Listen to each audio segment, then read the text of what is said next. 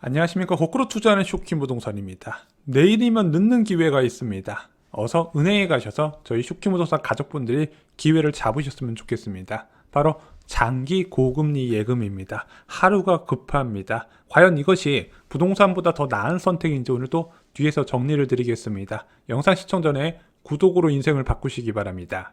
우리가 가장 쉽게 접하는 재테크 방법, 예적금이죠. 자, 이 예적금의 장점은요, 안전하고 쉽다는 겁니다. 가계에 지속적으로 쌓이는 현금은 이런 장점 때문에 대부분 금융기관의 예적금으로 이동하게 된다는 거죠. 그래서 주식과 부동산 시장의 투자 수요 유입은요, 이 예금금리 변화에 달려있다 말씀을 드렸습니다. 대중이 인식하는 금리 수준보다 예금금리가 올라가게 된다면 예금으로 자금이 몰리게 된다는 거죠. 그래서 작년 11월달, 12월달이 대표적인 사례죠.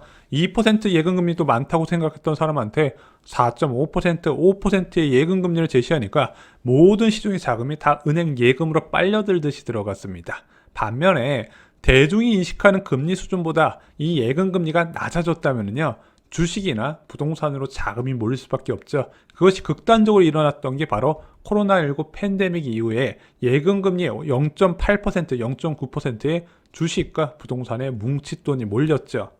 사람은 언제나 과거 고금리 시절을 그리워합니다. 왜냐면 예금금리가 낮아지면, 내가 생각했던 것보다 낮아지면 실망감이 크기 때문이에요.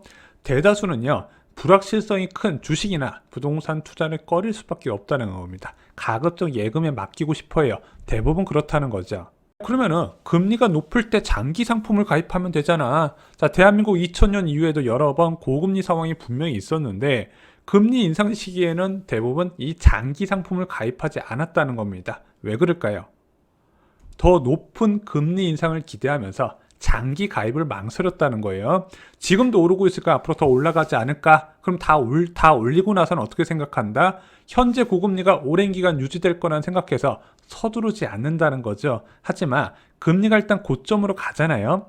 고점으로 가게 되면 기준금리보다 시장금리가 먼저 하락하면서 예금금리가 빠르게 낮아져요. 그래서 장기 상품 가입 타이밍을 놓치게 된다는 겁니다. 어제 한국은행 이창용 총재가 피벗 신호를 보내왔습니다. 와, 이거 굉장히 빨랐어요. 1월 금통위 통방문에 잉크도 안 말랐는데 벌써부터 피벗 신호가 나왔습니다. 그래서 시장 전문가들이 원래는 2023년 금리 인하냐, 2024년 금리 인하냐 이것으로 싸웠다가 이건 나오고 나서는 이제부터 논쟁이 바뀌어요. 3분기 때 금리 인하냐, 4분기 때 금리 인하냐, 어떤 사람들은 2분기 금리 인하 가능성도 이야기를 하고 있잖아요. 자, 그러다 보니까 채권 금리가요, 폭삭 주저앉아 버렸습니다. 오늘요, 무려 14bp 떨어졌어요. 10년물 국채 수익률이. 작년 11월 8일 날 불과 2달 전에요, 한전채 3년물이 5.73%였거든요.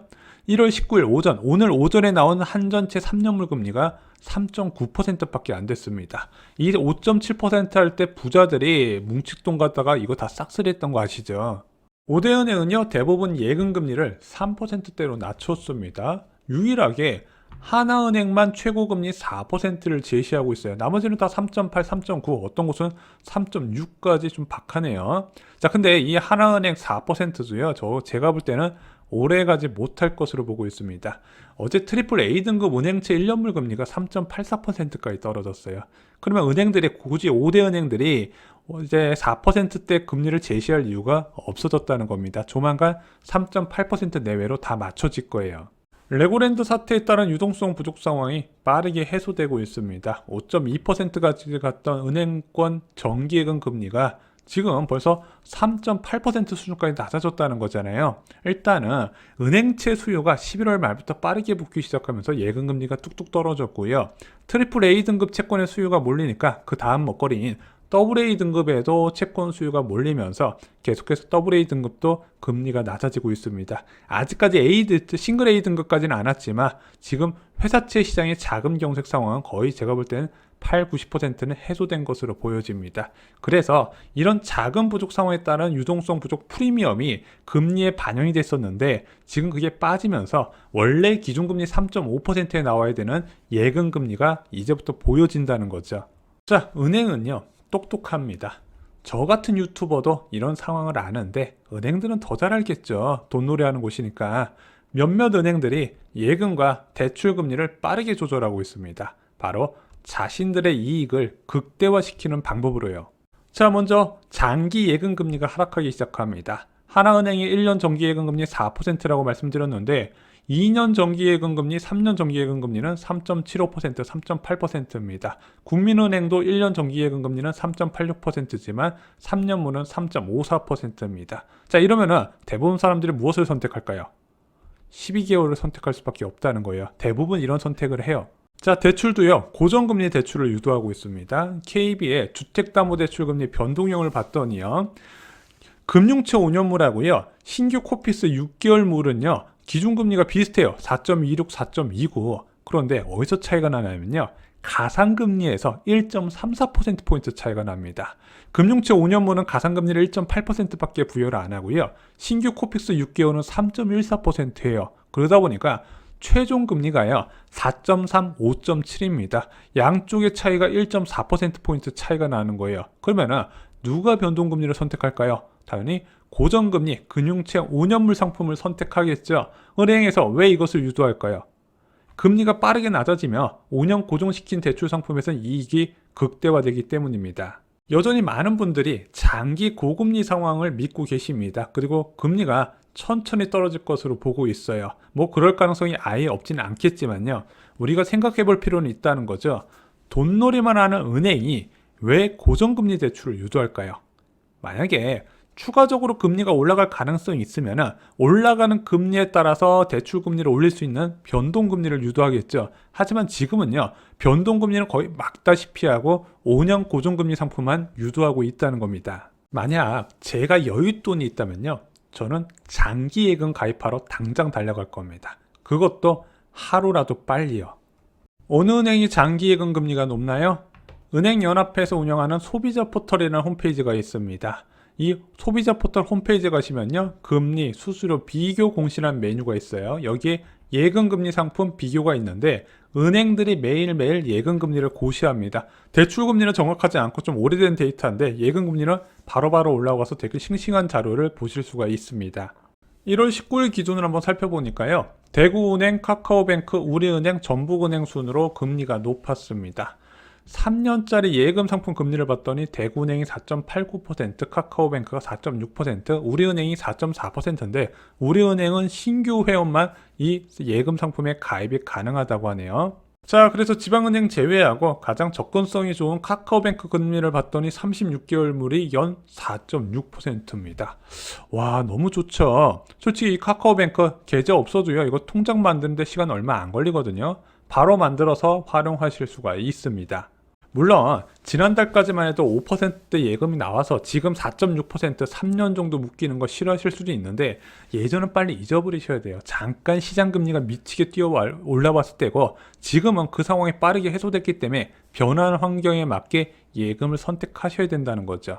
예금금리 5%짜리도 있습니다. 신한은행에서 이 5% 예금금리 4.05%를 제시하고 있습니다. 장기간 안정적인 수익을 원하는 분께 저는 좋은 선택이 될 수 있을 거라고 생각을 합니다. 물론 지금은요 이런 상품이 좋은지 모르실 겁니다. 얼마 전까지만 해도 예금금리 5% 이상 줬는데 4%대 금리 그걸 장기로 가입하라고 좋은지 모르겠는데 이렇게 생각하시고 가입 안 하시잖아요. 제가 생각하기로는 1년만 지나도 이 영상이 꼭 생각나실 겁니다. 여러분들이 생각하는 것보다 시장 금리가 빠르게 바뀔 가능성이 계속 나오고 있다는 거죠. 자, 근데 오늘 영상을 보시고 어떤 분들이 질문을 하실 것 같아요. 내 집 마련하지 말고 예금을 가입해야 될까요? 이번에 전세금도 낮아져서 현금이 많은데 장기 예금 넣을까? 이렇게 여쭤보시는 분도 계실 거예요. 전세 계약 연장하고. 그런데 저는 이렇게 생각을 합니다. 고금리에서 역사적으로 높은 수준의 고금리에서 본격적으로 금리가 낮아지면요. 가장 수익률이 높은 것은 무엇일까요?